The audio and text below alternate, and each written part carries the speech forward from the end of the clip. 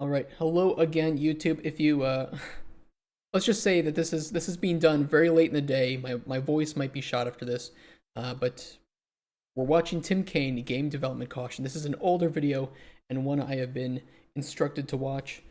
So let's see what controversial take is in here. Hi, everyone. It's me, Hi, Tim. Tim. Today, I want to talk about something that, for a lack of a better phrase, I'm going to call game development You caution. know what? Let me double check that I haven't watched this one. I hate. Sorry, YouTube. Let me. We did. Just double checking game caution. No, I have not. Okay. Before I start, I'm going to tell you three different stories.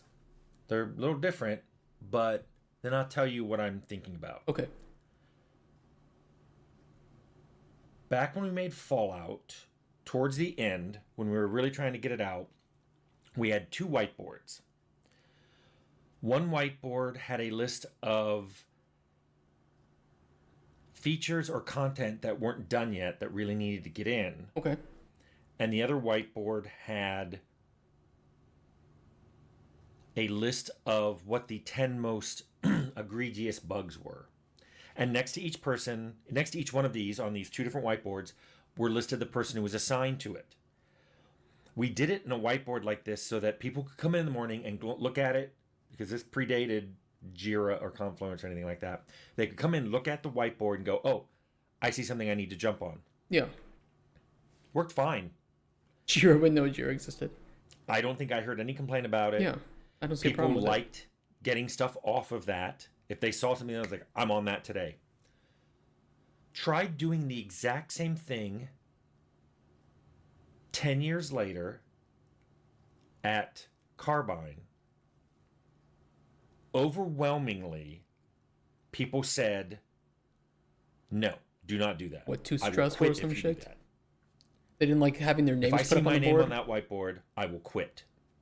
And I said, well, what if we don't put people's names next to it? I'll still quit. People will know it's me. Bad team culture. That's really what it is. You hired bad people. I'm just gonna say it. You shouldn't have hired those people. Those people should not be in the team. It's not like you're being pointed out or singled out. You are the person that is responsible for fixing the bug. It is a team effort. You can't. It's not like people don't. People on a team of like sports don't blame the quarterback for a bad throw or an interception, right? American football. It happens. It happens, and you need to immediately adapt to that and fix it. There's no time to point fingers and get angry at people. If you have people who don't like that they're being assigned a task that is important to complete, then what the fuck are you doing in game dev? It's exactly how it works. No matter if you have a whiteboard or if you have Jira, you get assigned a task, it has a priority, and you do it or you fix it. That's it. That's how it works. Uh, that just sounds like a. I know that I'm generalizing that the whole team is bad, but the people who have a problem with that probably should not be in game dev, or there's something that's underlying the team's communication that is making them afraid of having that there. And maybe it's like a manager will breathe down their necks or something if they see that this needs to be done. I mean, that could be the cause of it too, but that's crazy. Any angry people works though. Fear controls the world, brother. I don't know if it's about it. I'm just saying that it's kind of ridiculous that basically that a whiteboard with the most important things to get done and the most important bugs to fix had people assigned to it and they had priority. They were up on that board. That's exactly how Jira works. So what? Now these people don't want to have a Jira because the producers and QA are going to sit in there and expect them to, wait for them to fix it. What are we talking about? They get it. Why do people not want it assigned? What is the result? I don't get it either. It's such a ridiculous story that you have to kind of wonder if that even happened. It is ridiculous, but I've seen similar things. I will say that though, I think that it comes down to the team and the culture that you've done. I know people that would get afraid of mentioning that there are problems in the game simply because the people in management would cause a whole shitstorm if they knew that. So they're not doing it because they don't want to. They don't want to have to deal with that shitstorm that is in some cases unwarranted. So, yeah. I mean, I like, but you can't deny it works. A Jira that only your team ever goes to versus a whiteboard in front of the whole company are different. But I agree. I agree, Majorum. But at the same case, if your team isn't willing to take responsibility for the problems and the tasks that they have, then what's the point? See, as Tim says, because these people are weak and cowardly and don't like real game dev. Well, I kind of agree. Like, what's the point if you can't see your name up there and say, look, this is a bug I'm going to fix. I'm going to fix this bug. I think it's a difference in the culture of the people working. If it worked really well in Fallout team and it didn't work at Carbine, you have to ask yourself, what is the variable that's underlying this that has changed? It isn't the whiteboard. Assume if we take him at face value, the whiteboard and the way that it was being used was the exact same. So what was it at the core foundational level of this team that made it work really well here and horrible here? Is it not wanting to take responsibility? It's just wanting to reduce stress because the whiteboard version has a better solution 10 years later. I mean, sure. But at the same time, what's the problem with putting up the things that you need to focus on the most? The big tasks that you need to complete?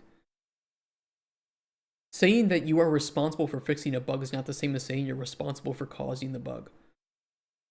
It's as simple as that. Sometimes, if you are the one responsible, then you should take responsibility for it. And if it has such a stressful problem, then likely you have some issues with the production of your game that people don't want to get reminded of, and yet they're going to have to do it anyway. So I'm saying, again, I think there's an underlying issue that is causing this. And it could be the individuals, or it could be something else in the production of the game that makes that reminder and that frontal view of the problems that the game has and the things that need to be focused on different. So definitely wouldn't care about the whiteboard, but I also stand out wanting to have a light shining on your progress. Sure. Sure, I don't know, but you still need to make the game. Like, whether you like it or not, the whole company is going to see the sprint and what's in it. So I don't know. I don't really see much of a difference. Game gets made with the whiteboard or without it, true, but you're managing the tasks somewhere.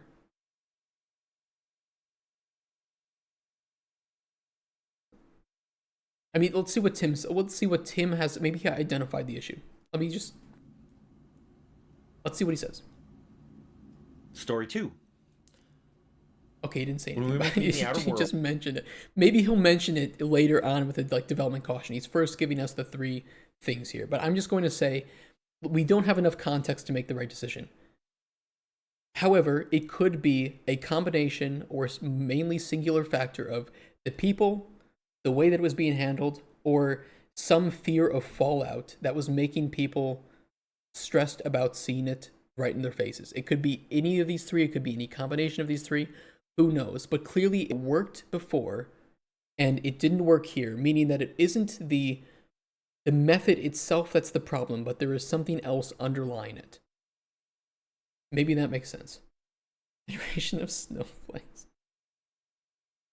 If it happened exactly as Tim said, sure, fuck those guys. If there was any other likely variable, I agree that there were likely other variables. He's basically shitting on people for protecting themselves. Well, he's just saying how it happened. I haven't yet seen him say bad things about it. I'm going to watch the whole video, but I haven't seen him mention reasons for it or how he felt. Just that this is how it happened here and this is how it happened here. And we'll get further in the video. Worlds. I wanted to put in, this is probably end of year 2, so we're still a year away. Okay.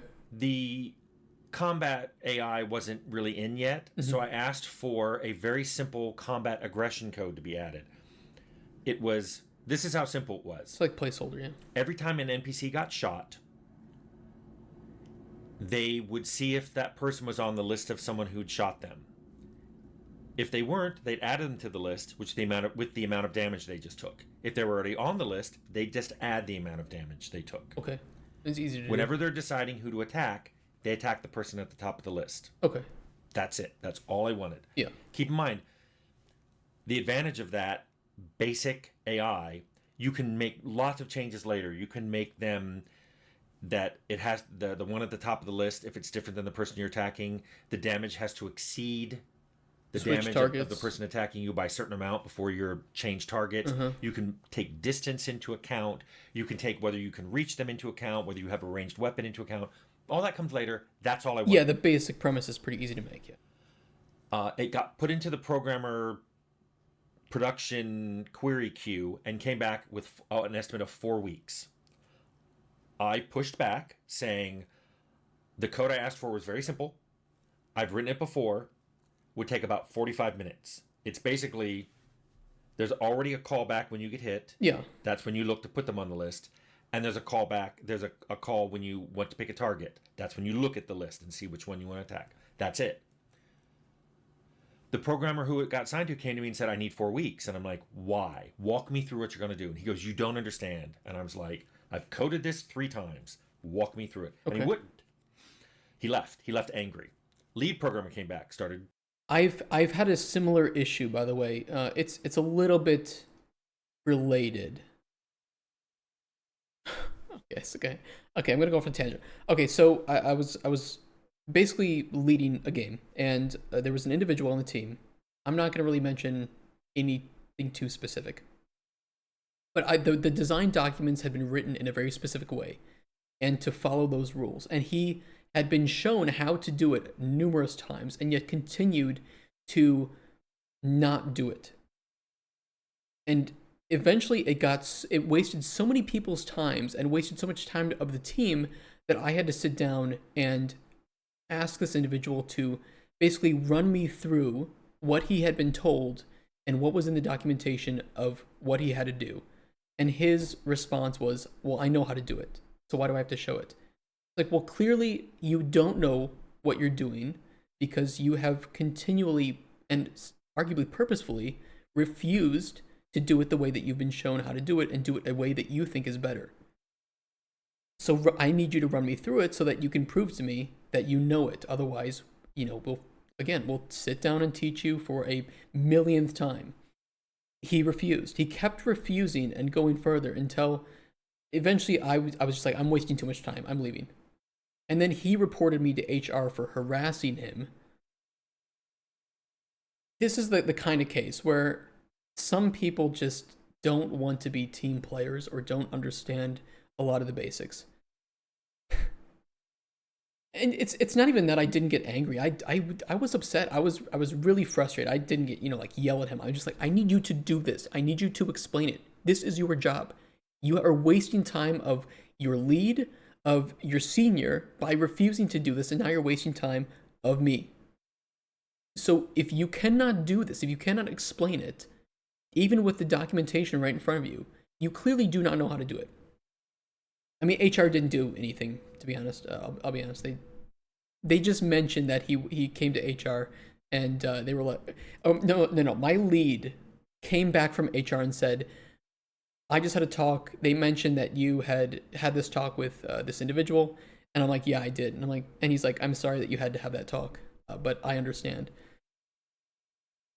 Jesus Christ. So, I get it that I get this combat AI problem where it's something is very, very easy to make. And where if it was assigned to me, yeah, it sounds really easy to do. It's really not complicated. I'm sure that there might be something, it's like, okay, you think it takes 4 weeks. I think it takes less than, 1 hour. How would you do this? How would you implement this that you think it would take this much time? And if the individual just leaves without explaining it, you clearly have an individual that doesn't know what the fuck they're doing. And worse than not knowing what they're doing, they didn't come to you and say, well, I think it would take 4 weeks because I would do it this way, but how would it take only 1 hour? And then just listen and learn from it. So this individual has been shown to not be a very good team player. They are clearly incompetent. They have no desire to learn and get better. And instead of facing the challenges and realities of the development scene, which is you might be wrong, you might make bad estimations, just face it and get the thing done, they would rather sit and pout and cause this whole mess. That person should be fired. Simple as that. When you work with other teams, you have to comply with the way they do things. You can't come in and just shoehorn in your thing and bypass whatever process quality planning they have set up. As SW, we all hate when some PM comes in and disrupts our sprint, saying this random thing needs to get done now because I want it now. And now all their PMs have their stuff pushed back for this one person. Yeah, I get it. Yeah, it's true. And it's not like that people have bad ideas or they have bad criticism. Sometimes the criticism and the solution just cannot be solved. Like, okay, I get it. It would take us 1 week to do this. The deadline is tomorrow. I don't know what you want me to do. I agree that this is a problem. I agree with your solution. There's no time and money for it. There isn't. So it's not going to get fixed. And some people can't live with that. And I understand that, everybody just wants, most people in the industry who are passionate just want to make the best game possible. But you also need to accept reality with that. So Tim Cain should be fired even though he made good games better than you? He made. But the shoehorn features in are one of my best qualities. To be fair. That's how it already doesn't work at any of these studios anymore. I mean, clearly Tim knows how to make games. And the reason, look, I've left all the companies that I've worked for, and not always on good standing. I'm not even allowed in the Darkest Dungeon server anymore. They banned me from the official Darkest Dungeon server, even though I worked on that game, okay? I get it. I sometimes burn bridges, I admit. I'm a bridge burner. I just want to make the best games that I can. That's it. And sometimes that does not fly with managers who are all about money. And those aren't related, by the way, those two complaints. I'm just saying. Well, okay, they banned me from the Darkest Dungeon Discord because they think I'm insert one of 24 phobias that I didn't know about myself. But clearly they have painted me as these things. It's an ideological hellhole, to be honest. And I don't like it. Right, and so no one is denying that he doesn't know how to make games, but this guy is arguing about the way he deals with conflicts, which in my opinion is irrelevant. But he's also not arguing that. He's just stating things that have happened. I haven't seen him say anything opinionated about these two cases that have happened. So we'll see if he mentions that. Yelling at me, saying, if he says he needs 4 weeks, he needs 4 weeks. And I'm like, then I will do it. I'll have it done before lunch. And he said, no, because then people will have to support your code. I'm like, well, I'm going to walk you through what I want. And well, okay. I mean, sure, yes. If you don't do it with the proper code architecture, I agree. But at the same time, you can't trade. 4 weeks is too ridiculous. If you said, okay, in order to do it with the proper code architecture, I need 2 days, not 4 hours. Fair, okay? I mean, maybe that's fair. But the comparison between 40 minutes and 4 weeks is way too large. That you either have really bad code architecture and something needs to be refactored, or just script this one thing because it was meant to be placeholder in the first place, just to try it out. Because that apparently, from what Tim's saying, that's all he wanted was basic core implementation, so something is working and so it can be tested and fit within the rest of the game, and then if there's time to implement the more robust thing that fits with the architecture. Maybe the dev had a refactor in mind that they need to start this work and that's why, but he didn't say. From what Tim said, the guy who said that it took 4 weeks didn't say that they needed a refactor. He wasn't a very strong dev and egregiously overestimated. Probably. Time as a leader, if he uses, or Tim as a leader, could use the situation to let that dev grow his skills. From what he said, and if I misheard it, that's on me. But the developer didn't give a reason why for the 4 weeks and just stormed off, which would not be on Tim's shoulders. And whether or not this developer did the right thing or the wrong thing, if Tim was in charge of this and asked for it, and the other developer is going to throw a hissy fit about it, that's not on Tim. Tim said, I would like it this way. I think it would take about this much time. That's his job is done with that. And that if the developer says, I think it'll take 4 weeks, but please help me to figure out how to make it faster, and explains why he thinks it would take longer, then you could have an actual conversation. But I don't see that. He said, you don't understand. Yeah, and that's not... Like, what's the conversation going to be like with that, right?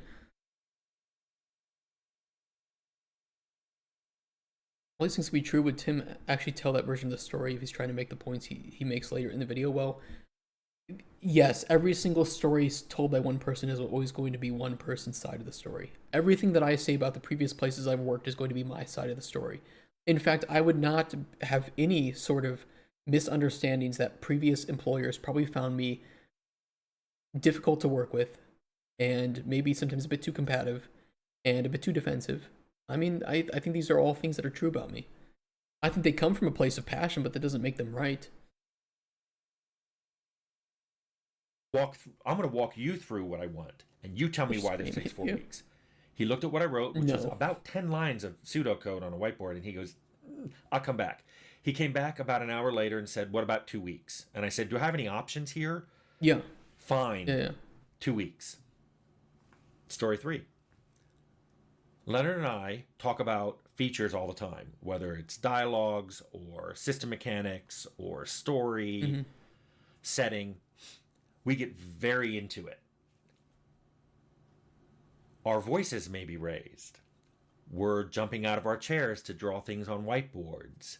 We're pacing back and forth. Yeah, I have a friend that I do I this know with. I've mentioned this before, but Anthony Davis showed up at our door and said, "You you guys have to stop yelling. Everybody's getting nervous. It's like mom and dad are yelling at each other." Which, by the way, I have a friend who's also a designer, and we get into arguments like this. And we're really close friends, and we disagree on certain fundamentals, but it also helps us to refine our design. So yeah, I have a friend that I'm like this with. We're just very passionate about what we do. We argue with each other because we think we're right, and then we have to prove each other wrong. And sometimes I win, sometimes he wins, and hopefully at the end of it, everybody gets a better design. And I think that's how it should be. Still don't know who he meant was mom, but we explained that's just us talking. We're not mad, but we're trying to tease apart exactly what to do, and we're getting into it. Yeah, two So, passionate people in the same room what do that those have three disagreements. stories have to do with each other? I'm starting to see in the industry, I shouldn't say starting, in the last decade, the last Okay, I can agree. Yes, they were disrupting the working environment, but also, what would you if two people are trying to get things done and that's how they interact? Then the best thing to do would just be to find them a quieter place to do it, not to stop doing it itself, right? Yeah, I agree. Book a meeting room. It's not that the action itself is a problem. It's just the location in which it's had.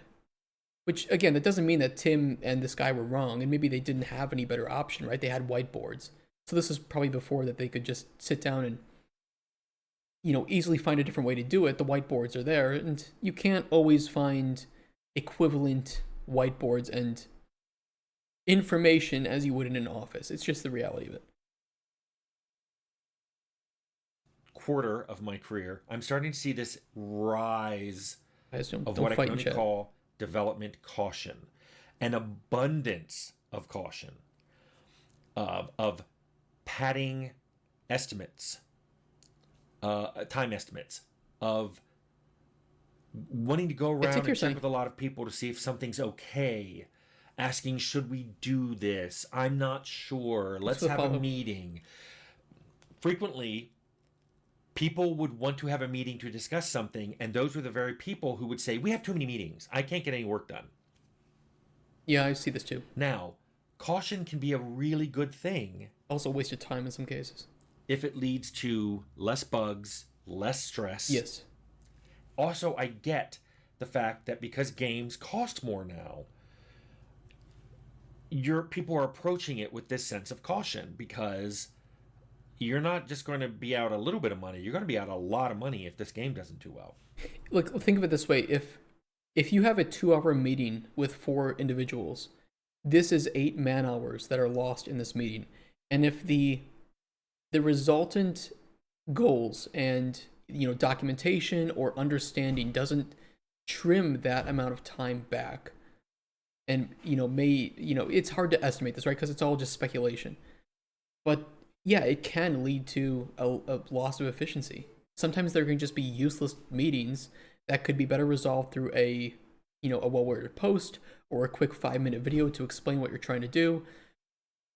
That's kind of what a producer's job is, to try and make everything more efficient.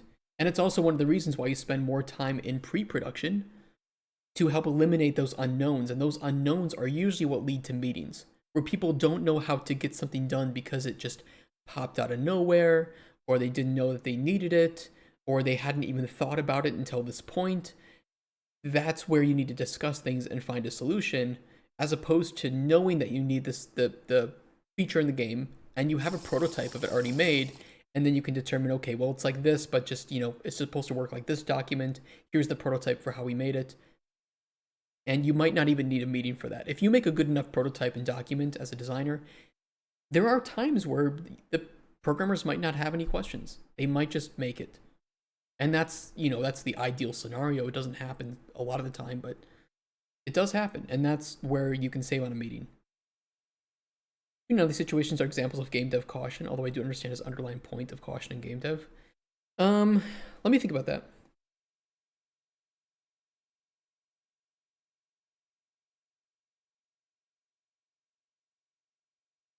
Yeah, I agree.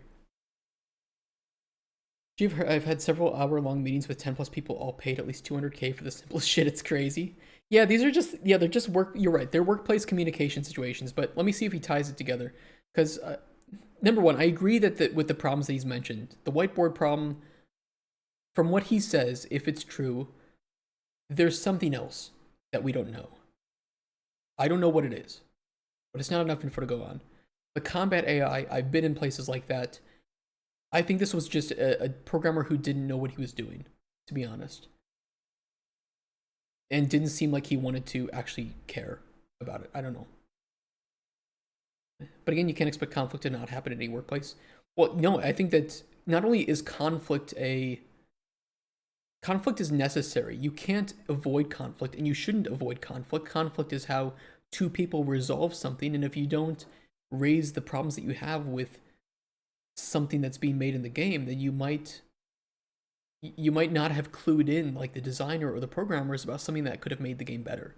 So you can't avoid conflict. You just have to deal with conflict. From what it sounds like, it's just, there's not enough information to go on in some of these cases. I think the whiteboard situation is just an outdated mindset. I don't see the issue with the whiteboard. I don't see what any healthy, respectable team who can control their egos well enough would have any problem with the whiteboard. It's just like, okay, there's a problem. You're assigned to it. You'll fix it. I trust you. This issue is assigned to me. I caused this bug. I'm going to go fix the bug that I caused. That's how games get made. The thing that worries me, though, is games can also be a lot worse because of caution. And everybody who's cautious kind of denies that. They're like, no, we're reducing bugs, we're increasing life work balance, people are less stressed. And I'm like, true, but you're also taking a lot less risk in a game, which in many games I think give them less charm. And yeah, even games that have jank have a lot of charm. My games have had jank. Yep. I know people talk about jank in other games, things where the AI acts in a bizarre way in certain circumstances, or NPCs say weird things or do weird things. It can be charming. But things have changed, and I know games have gone from being an expression of an idea of like artwork from a particular person or group of people. I think it's not just an expression of art, but it's an expression of the passion that this team has for making games. And I think this is more sinister, where a lot of it can do with the culture that you create at the workplace. And I've worked at really healthy teams where if two people disagree, it's never on a personal level. If there's an issue that needs to get resolved, the right person jumps on it and resolves it. There's no finger pointing. That was like when I worked on Forever Skies with what's the team? Far From Home. Those individuals, those developers, were the ideal scenario of people who knew what they were doing, who challenged themselves, who taught the rest of the team how to resolve things. And if there was a problem, it just got talked about. That's it. And these people were incredible. But I've also worked in a team where you have individuals that have very conflicting cultures and values to not only the company itself, but to other people in decision-making processes. And so you have everybody pulling in different directions in some cases, that the conflict becomes really nasty and really toxic. Taking the human element out of it and only focusing on output, I'm doubling down on the human element. I'm saying that the culture of it is based on the humans that are put into it. And if you don't carefully control the team that you're building and the messages that you're sending to the rest of the team, it will lead to cases like this. And it's not that, again, time estimations, saying you think it'll take 2 weeks, but it actually only took 1 week. It's, if you didn't do it maliciously, then the problem was just that you made a mistake and that you need to learn from that. But if you're maliciously doing it because you don't want to overstress yourself or something, then you either have an issue with, you're in the wrong industry, number one, or the production schedule is way too fast paced for the team's mental health. And that just will have a continually deteriorating effect on the rest of the team, and especially the morale, which once the morale's fucked, then everybody's emotions are fucked. And once people's emotions are fucked, they will say and do things that are completely out of character. And it's really hard to come back from that. I'm not saying that abuse is a good thing, and I'm not saying he should have screamed at everybody, but what I'm saying is you have to be a boss, and that involves having a backbone, especially if people are not listening or playing ball. Yeah, that's true. I mean, really, you're there to do a job, and if you cannot do the job, and this is a continuing problem, right? Because again, one issue is like, it just happens. People are people. Shit happens. But sometimes you have expectations. This is not a family. This is not a friend group. This is a job where things need to get done, or nobody will get paid, and everybody will be out of their job. And yes, you need to be a leader, but you also need to be a boss. And if you have that one problem individual who's continually causing issues within the team, then it's better to remove that individual. Even if they're a nice person or they're not a bad worker, if they're not up to snuff for what you're expecting, if they're not fast enough for something, sadly, you might need to let them go. Manager sends a picture of all schedules and people only look at what you need to do, so the stress shouldn't increase. I don't think that sending, I don't know, I think that it's important for people to know what others are working on. I think, I don't see the issue with, look, you're adults, if you can't work, I don't know, this just seems weird. I don't see a problem with seeing Jira and seeing the tasks that everybody has with them. In fact, it's important to know, because if I'm touching something in the code or in the data that somebody else, like a programmer, is working on and we haven't communicated, that could cause lingering problems down the line. Like that's exactly what you would have like a stand up for and say, I'm working on this today. I'm fixing this bug today. And people aren't blaming you like, oh, you caused the bug. Ha ha ha, you're a bad developer. It's like every single person in that team at some point will cause a bug that will have some effect on the production or the game or whatever, accidentally. I mean, hopefully accidentally, not maliciously. It's just something you need to accept. That everybody has the same capacity for mistakes as they do for doing good work. If, you don't want to get too nitpicky about people's different capabilities. What kind of mindset is that? I want my tasks to be secretive. Simon, it isn't even a good mindset to have. Like, even if you could make sense of it from a psychological level, it's not good from a team level. You need to communicate what you're making. Like, it's as simple as that. If you cannot communicate honestly and openly about not only the things that you need to work on, but the things you need to fix, then why are you working in a team environment? What's the point of a team if you can't communicate as a team? Yeah, embrace mistakes, exactly. If you want someone else, will use them against you. Yeah, it's just, look, I fucked up. Look, Colden Chronicles lacks a lot of progression. I fucked up. I need to add more. I make mistakes. I make bugs all the time. We do it live. It just happens, and I need to fix it. Nobody else is going to do it for me, and people might hold me accountable for it, and that's just how it is. But none of the people that I work with in my team have ever had a problem. No one's saying that what their tests be secretive or not communicated. There's a whole middle ground in between that and putting people's names on a wall for all to see. But people are assigned a task. There's no difference from me loading up Jira to see what is being worked on in the sprint with the people assigned and having a whiteboard. They are fundamentally the exact same thing. And maybe he did it back then on Fallout because you didn't have Jira. There's a different. I don't think there's a difference. Here's the thing: if you've ever done a sprint planning, everybody gets assigned tasks anyway. You're in there. You're in there in the team with everybody there, and you're saying, okay, we have 1 week for this sprint. You're going to be working on this. Do you need any support with that? Yes, I need artist and I need programmer for that. Okay, we'll talk to you separately for that, but you're assigned to this task, and we'll assume that these man hours, blah blah blah blah blah. Everyone in that team, everyone in that building. Well, we don't know where this was being placed. It was just, we assume, I mean, it was Fallout, right? It was back when probably most people in that team were the ones working on the game. It's not like there were thousands of people in there. It was just probably the developers. There's a daily in most studios where you say, I do this and that, blah, blah, blah. Yeah, exactly. And people, even if your name isn't assigned to, oh, the balance is fucked up with this creature, likely people know whose fault it was anyway that made the balance fucked up. It's not a big secret that, yeah, Joey's the designer who worked on balancing these creatures, and he's doing a bug fix because creatures' balance is fucked up. Man, I wonder who caused that. Like, what is the benefit of not assigning me? Now nobody knows what the fuck I'm doing.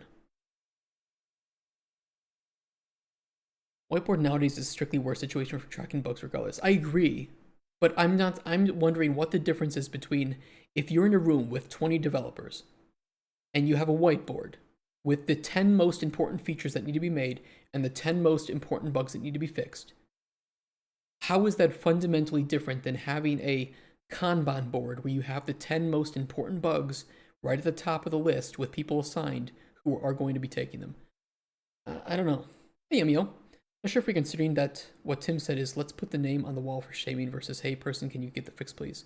I don't think the first one is the case. The second one is the same regardless of Jira or Whiteboard. Yeah, exactly. And I think it is the second case. I don't think he's shaming people. But I think that he's saying that at Carbine, it felt that way. And we don't know why. Company has multiple teams. That whiteboard is meant for the team that he works at, not the full building. Exactly. It wasn't because they fired him. He had better plans. I don't know the reason he left working on Fallout in all these places. I don't have information of that. Difference is the display discoverability. Well, we also don't have enough information for that. All we know is that in the room where the development happened was this board, and we don't know who had access to this room. But I think that let's put it this way: the janitors, I don't know, people cleaning the room had access to that. Do they think that they care? Do you think that they care about the people who are seeing that board in that case? I just don't get it. Most Git has blaming fee. That's true. Devs know who fucked up regardless. Well, you can also see who implemented it's like, okay, the bug occurred in this build. The file was changed by this person in this build. It's a mystery. I wonder who fucked it up. But if you have a team with a healthy culture, you aren't going to point fingers. It's just, it happens. But I'm trying to figure out the difference between a whiteboard that says that the person, again, it isn't who fucked up. I'm saying that it is unlikely that it's a big mystery who fucked up when a bug needs to be fixed. In most cases, you can figure it out if you want to. So putting somebody's name up on the board to fix a bug isn't saying this person was responsible for this bug. It's saying this person is responsible for fixing this bug. And that's a very different thing. And I think a healthy team can look at that and say, it's not necessarily correlated. And even if it is correlated, who cares? The bug needs to be fixed. This person is assigned to it. I'm assigned to this bug. So I'm going to do my job and expect my colleague to do their job. And then the bugs get removed and new ones get put up. And that happens for 3 years until game's shipped and, we accept what's in there. It's not to blame the guy. I think what Tim said is more in the sense of, hey, person, go fix it, which is the same as assigning a task in Jira. Exactly. Difference is a push versus a pull type of information. With a whiteboard, the information is pushed to whoever walks by. Whereas on a Jira board, the information is only pulled when someone needs or wants it. I don't think that's true, though. Because, again, like Simon said, when you have dailies or when you do sprint groomings or plannings, those things will come out in the open. I mean, that's the point of doing that, is so that everybody knows what everyone's working on, So if there's a way that you can support another person, or a way that your work might conflict, or a way that you might block individual or they might block you, that's what it is. Okay, so let me ask this: who, in this case, who's the whole building? Is what I want to know. Like when we're talking about within the team versus the whole building, who are the outliers here? Because maybe that's where the conversation is getting forked. And we don't live in a society full of equals. We live in a pyramid. Get real, people. Everyone has an ego and believe they are better in some way. Just accept it. People outside who are people outside the team? Like who outside the team is going to care that somebody's name is up on a board to fix a bug or to work on a feature?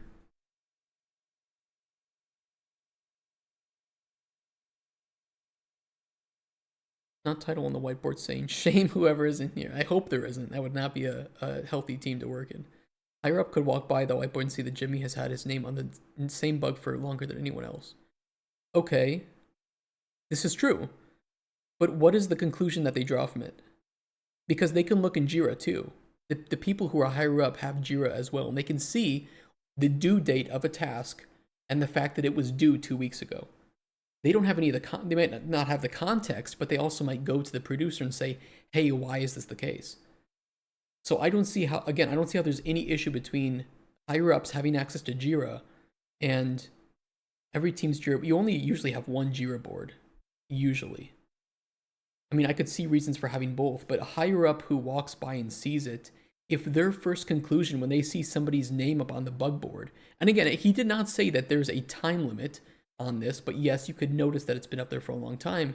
If the conclusion of the higher up is to walk by this board and say, this person must be bad at development, then the issue isn't with the whiteboard. It's an issue with the higher up making an asinine predisposition towards the individual based on the simple fact that their name has been up there for a long time. It could just be a complex bug.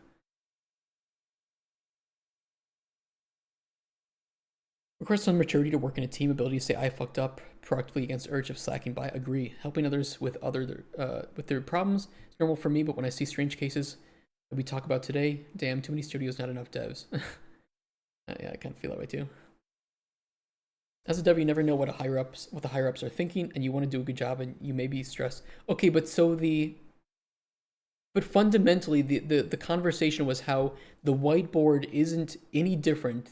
It's just a different way to pull the same information. And if a higher up truly cared about micromanaging the time spent on fixing tasks and bugs, which isn't their job, by the way, then they could do that through Jira, and the result would be the same.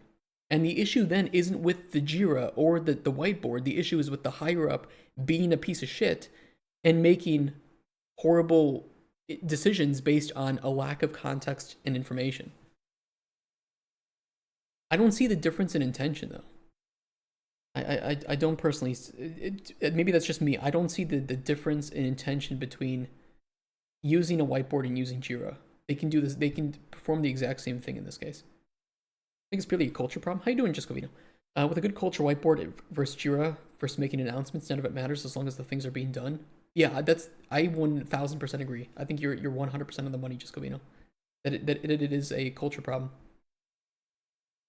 And in this case, in the case where a higher up can come by and make a stupid decision or assumption based on a lack of proper information, that is a culture problem. That is a culture problem with the higher ups. With Jira, the higher ups need to intentionally do that. With the whiteboard, the higher up could just walk by. Okay, but whose fault is it that they walk by and make a shitty decision based on seeing somebody's name up on a whiteboard for too long? Like, who's at fault for that? No one judges a dev for fuck up in code, especially because bugs, especially lingering ones, aren't made by a single person. It's a single person that made it. Usually it's a quick fix. It's also not that big of a deal. Like, if you're constantly making bugs, maybe it is a problem. But if it's just like, oh yeah, I fucked that up, I can fix that. 2-point task, I can get that done in, 3 hours today.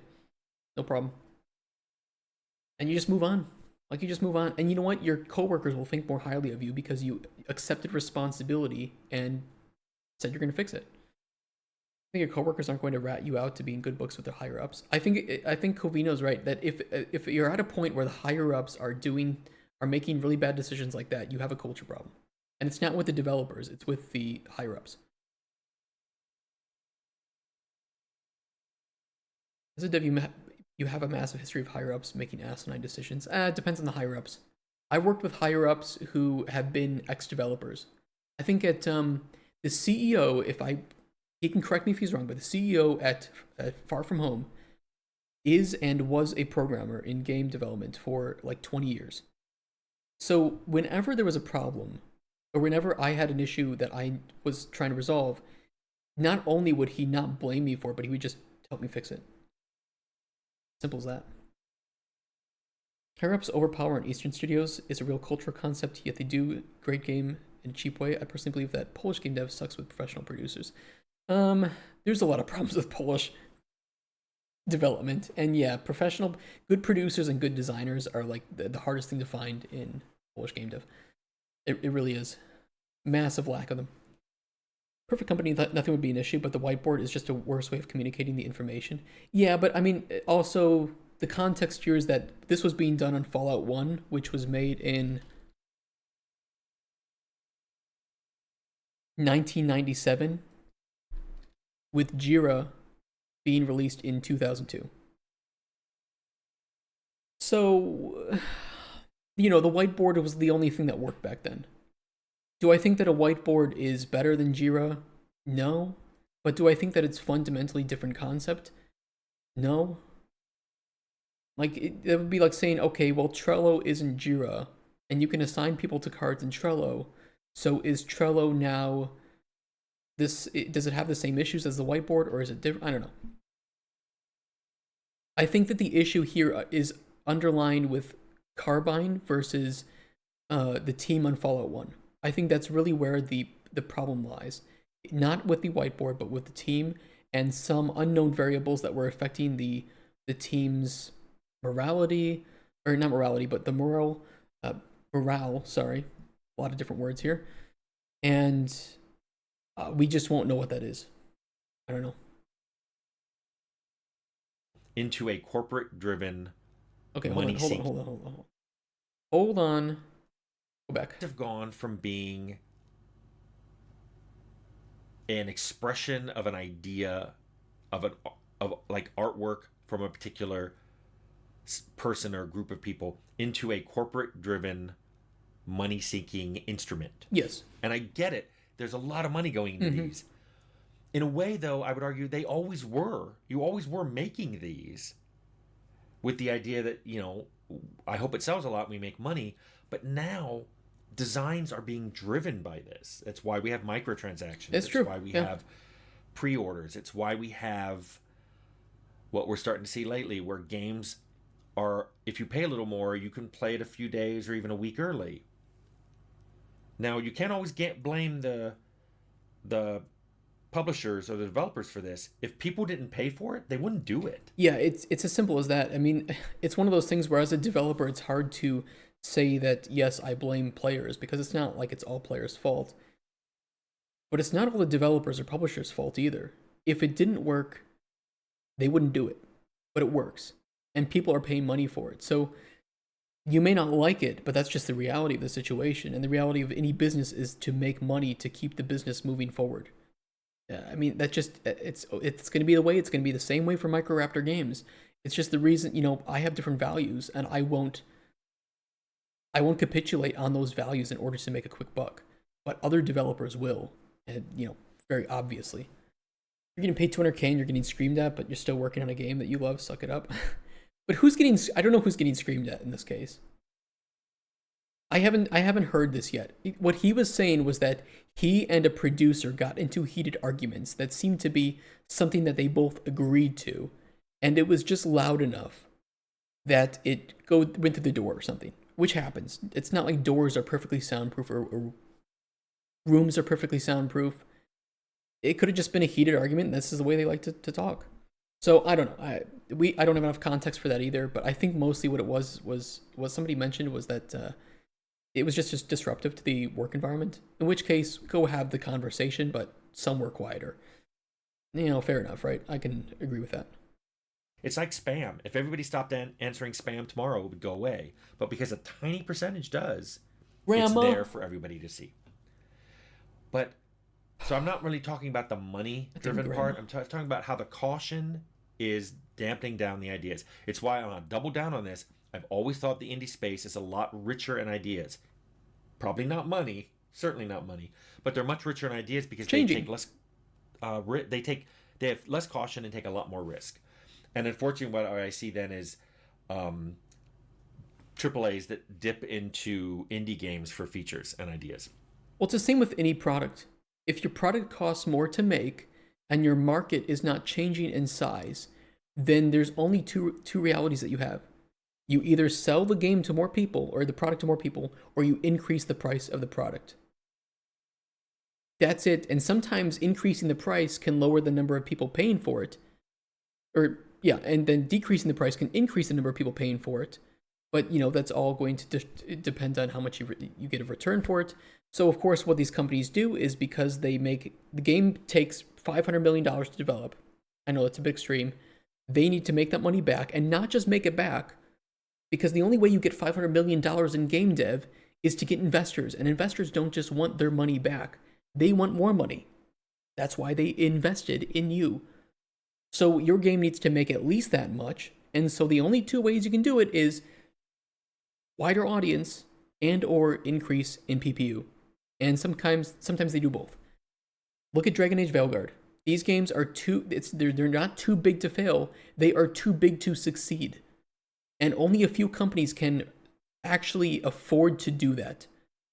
And that's like Rockstar Games, maybe like a Naughty Dog game, Insomniac. That's how it is. PPU, that's funny, exactly. No matter what job you have, you're going to have to get on the floor and suck it no matter what, anyways. I mean, pick your battles wisely. I don't think you're wrong. We can talk about the ideal scenario, but I don't think you're wrong. More like, yes, if we had a utopia and we had infinite money to make the games that we want and express ourselves creatively and,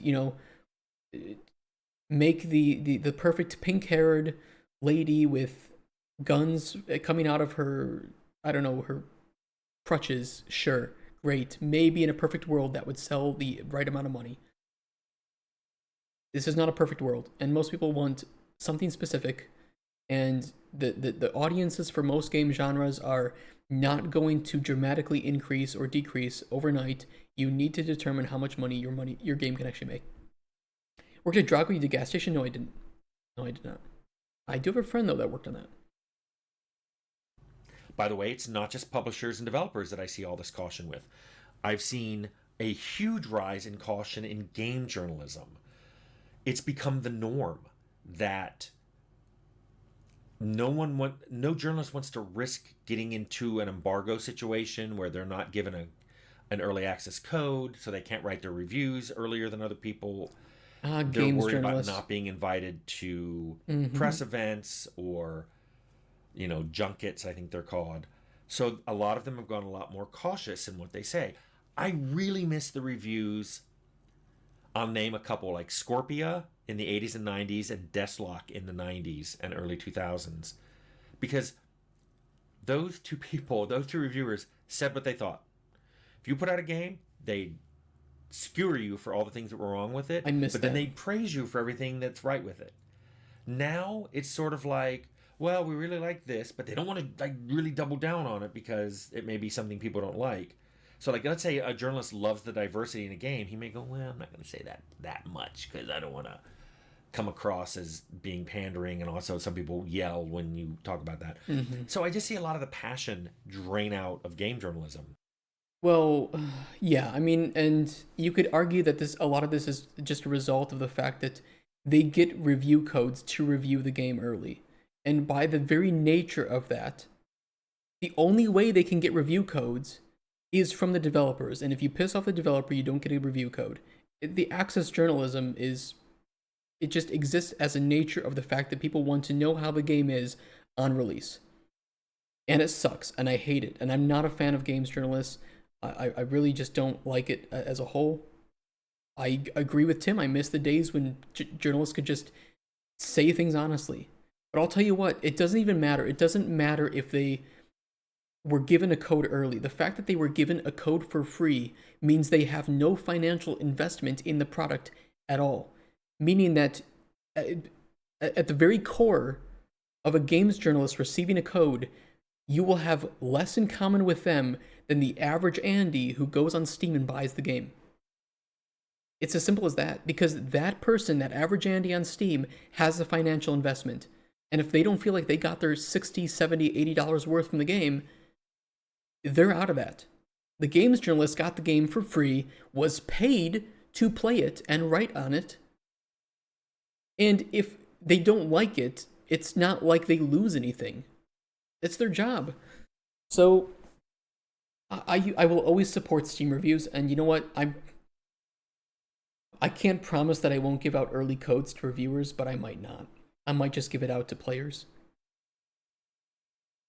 What would I rather have 100 people on Steam play my game for free and give it a review versus 100 games journalists?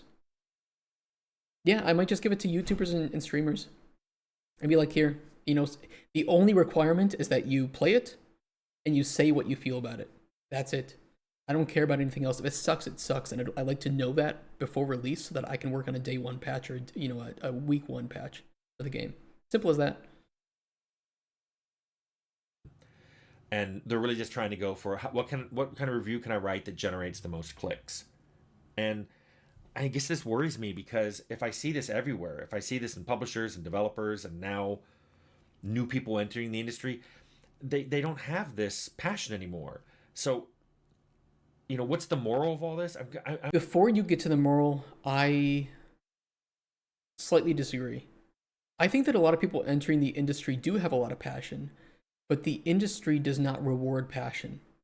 It rewards being a suck up, not expressing your passion or emotions or feelings, and just doing the work and doing it faster and for more hours than other people. That's what the industry rewards. It's not that there are passionate there aren't passionate people trying to get into the industry, or there aren't passionate people in the industry. They will either have been fucked over so hard within the first 3 years of trying to get into game development that they will leave.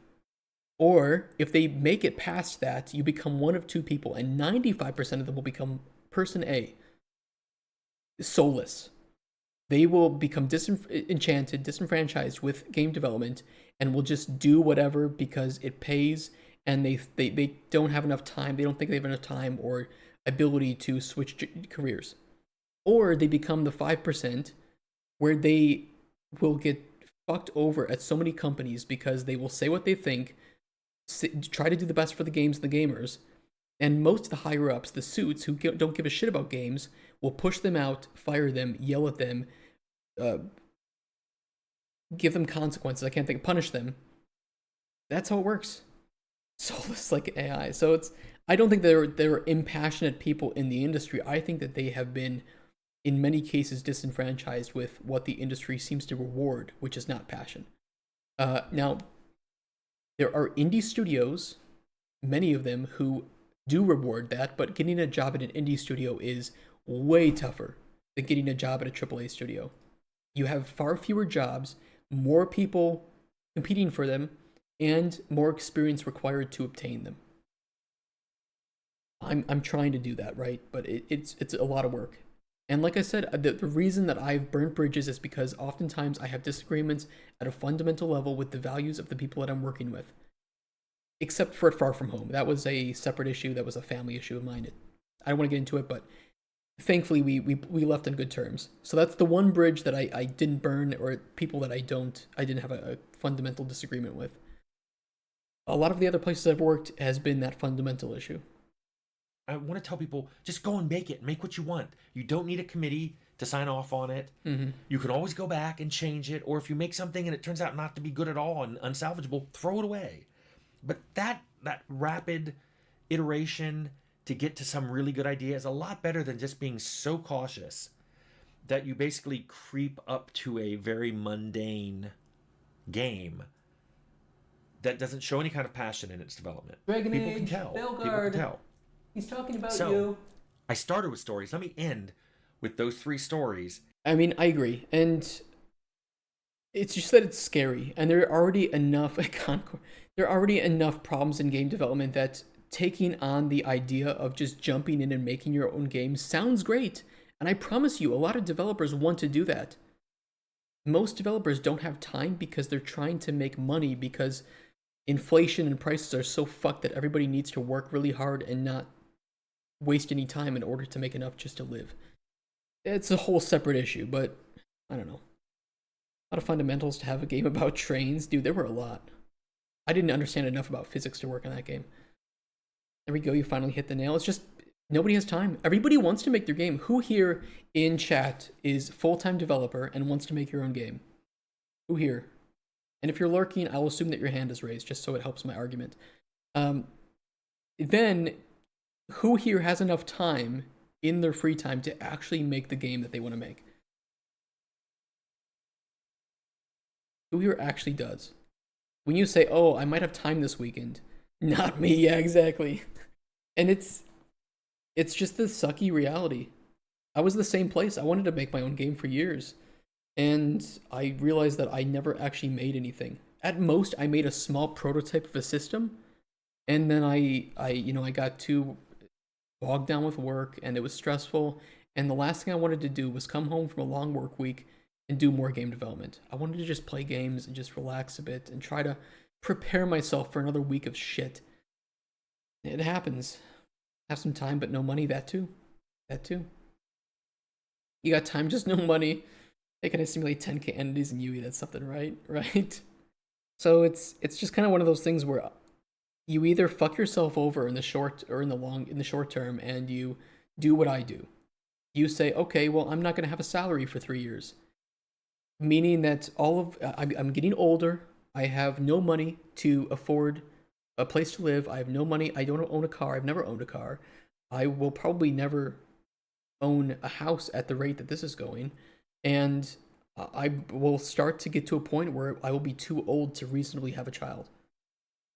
All because I'm trying to prioritize my career above that and making what I want to make. Is that right? I don't know. Midrung, thank you for the Prime sub. Really appreciate that, man. You tugged at my heartstrings. Midrung just subscribed.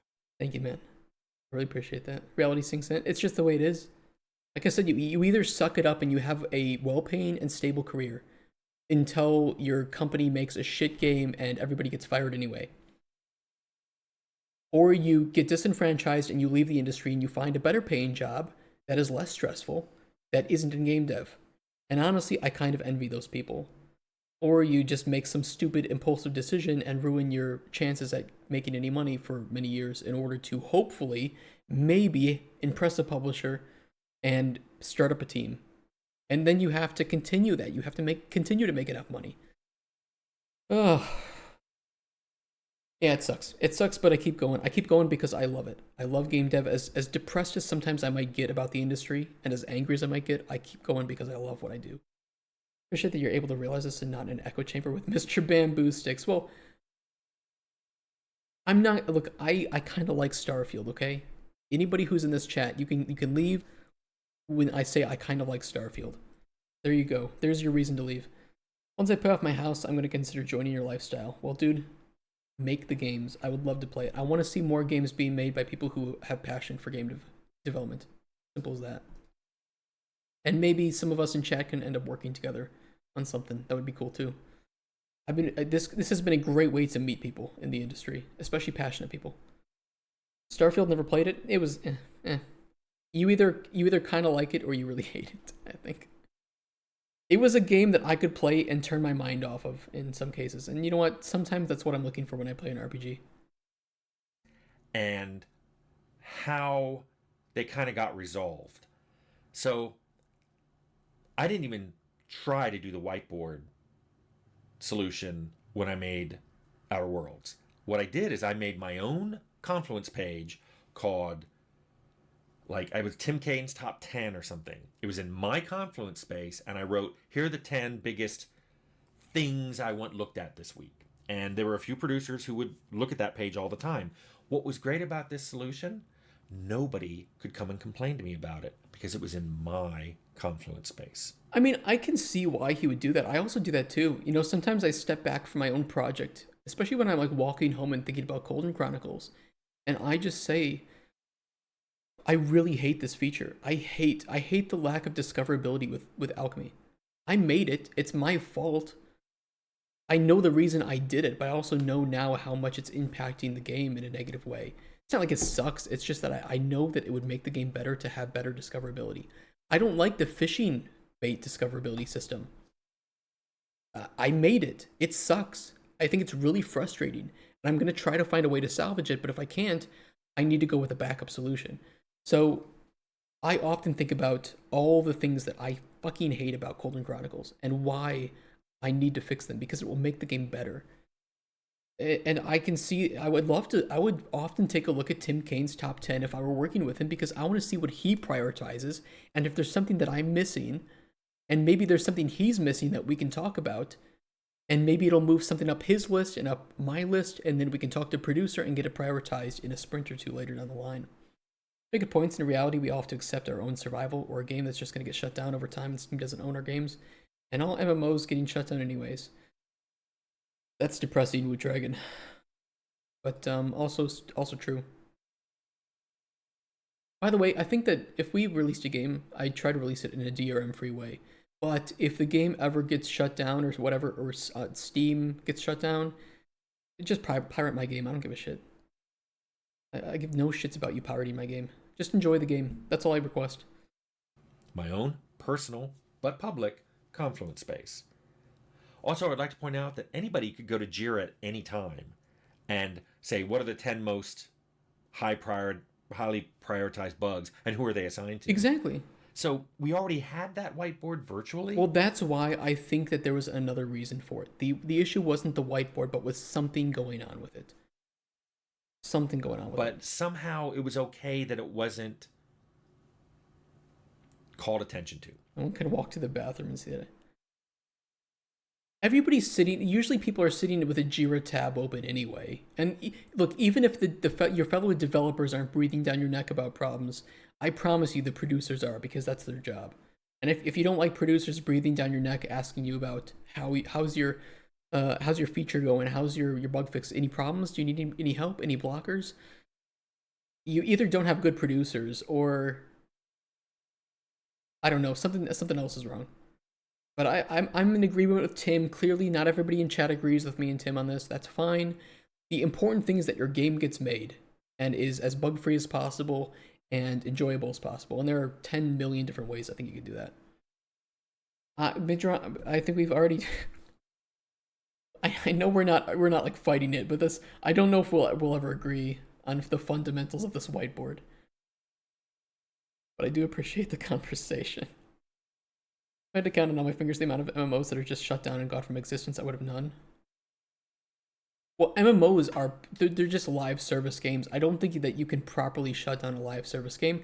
This is one place where we disagreed with Ross from Stop Killing Games, is that I don't see the feasibility of the desire because it requires an increase in the production time and budget for making MMOs, and that may not be possible. It's not like MMOs are succeeding as it is.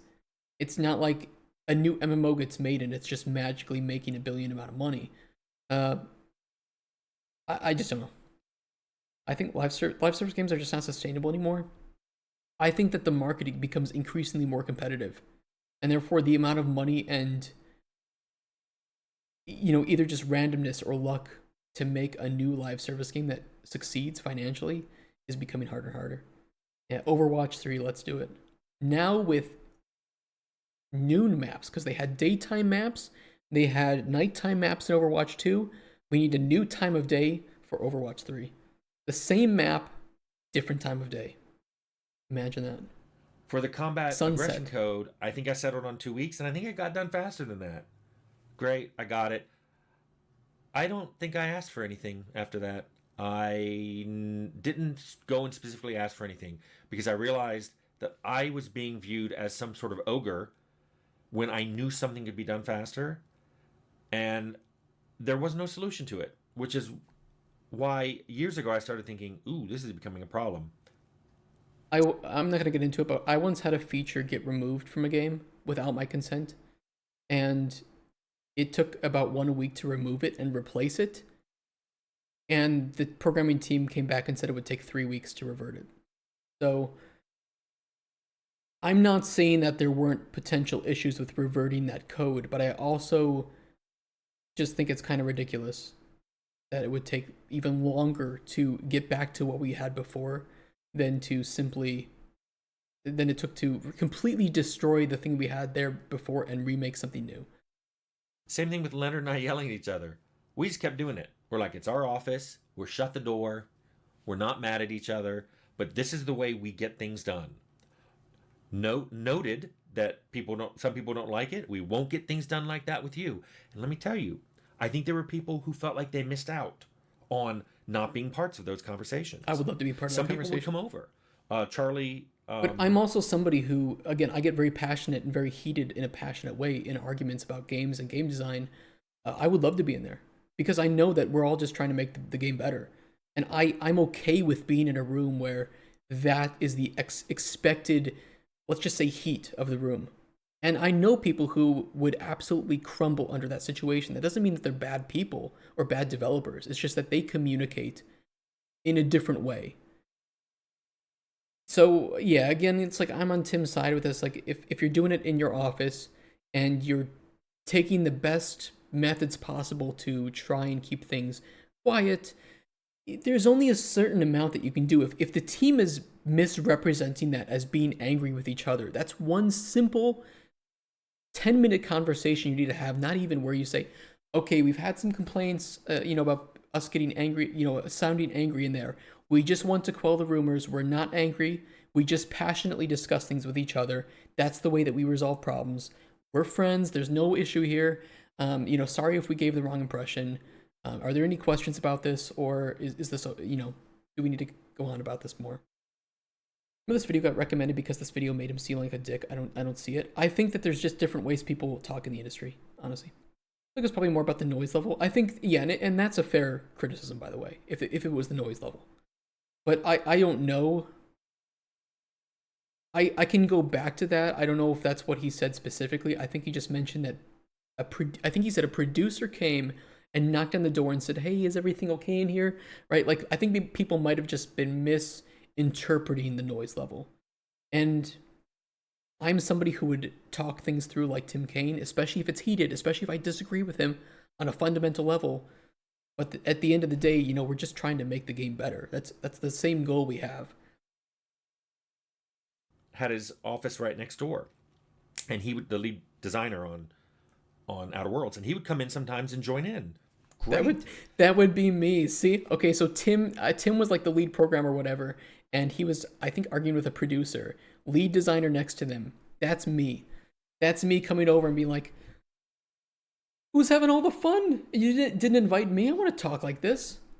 Who's yelling? Who's wrong? Who's the shit one? He's the shit one. He's the shit one." Okay, well, look, I will add my shit to the pile and let's see who's right about this one. That's the kind I live for that stuff. That's what I live for in the industry. And I think that's also why sometimes I didn't get along with people who were not communicating in that style with each other when there was a problem.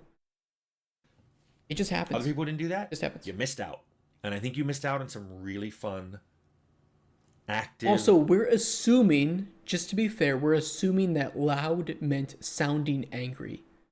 It could have also just been, okay, here's a good example. I have a friend who is an artist, and he also designs LARPs.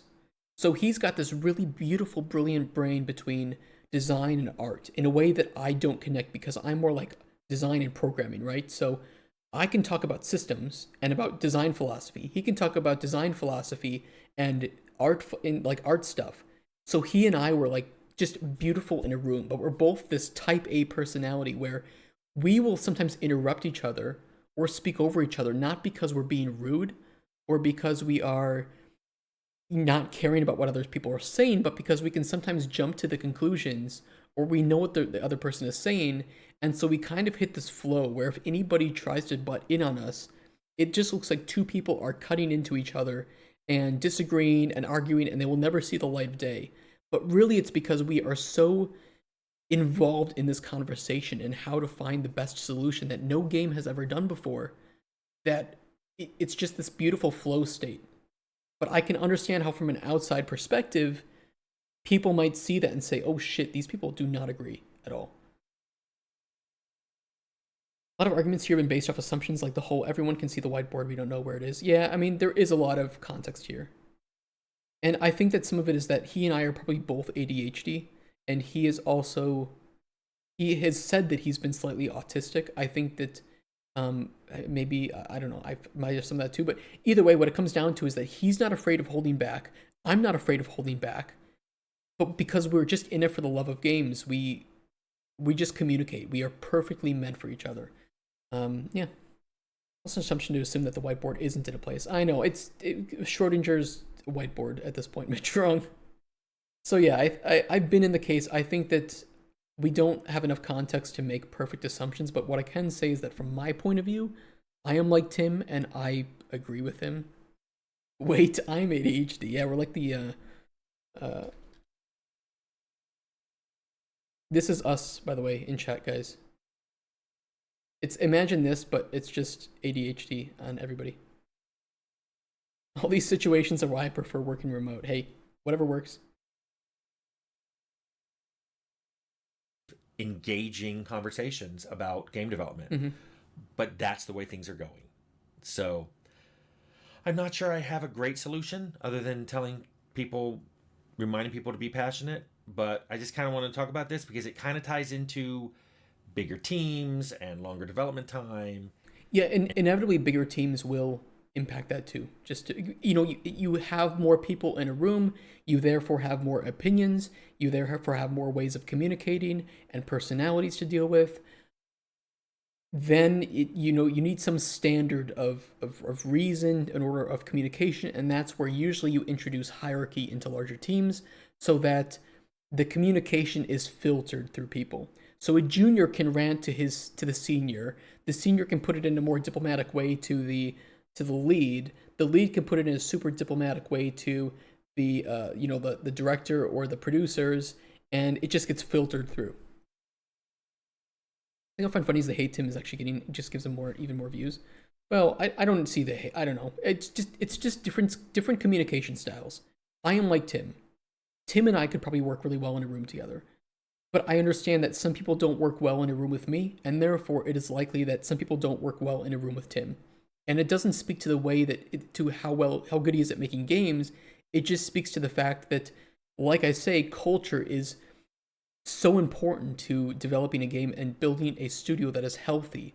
It doesn't mean that there is one perfect way to make a healthy team. It just means that you need to find people that you work well with. Hey, Lazy Fangs. Thank you for that. I appreciate that. And bigger budgets, just this whole game development caution that's rising up in the industry. I don't think he said people are snowflakes, though. Got that off my chest. I don't think he used the term snowflakes. I think people are just equating that. But yeah, this was a great video. Really good one to watch. A lot of things to talk about. Here's the link. It's good to see you, Lazy Fangs. If you're watching on YouTube, I don't think I have anything else to add to that. Let me see if anybody's saying anything. Like, attention is attention, whether it's bad or good. He's definitely winning either way. I think he's just sharing his experience. And I have a similar experience. But we might be of similar communication style, which is understandable. Alright, I'm going to end the recording there on YouTube. My voice is gone. I've been streaming for 9 hours. I got to end it there. Thank you for watching that one on YouTube. Let me know what you think in the comments. Don't like the video, because that's weird. Like, notification bell. Who wants notifications when my videos go live? Like, look in your subscriptions box, okay? If you watch my videos, YouTube will recommend my videos to you. If you don't watch them, you're probably not going to watch them anyway. So don't do what you don't want to do on my channel. No, I'm just kidding. Please, if you like and subscribe, it does boost this and more people see it. So if you liked it, maybe other people will like it, or maybe you hate me and you don't like my views, and you want to give more people visibility to hate and dunk on me. Whatever your preference, whatever you feel about me, give the video a like and share it. Exactly. Maybe that's all you heard for the last hour and a half. I will see you guys later. So if you're watching on YouTube, take care and see you in the next one. Bye, YouTube.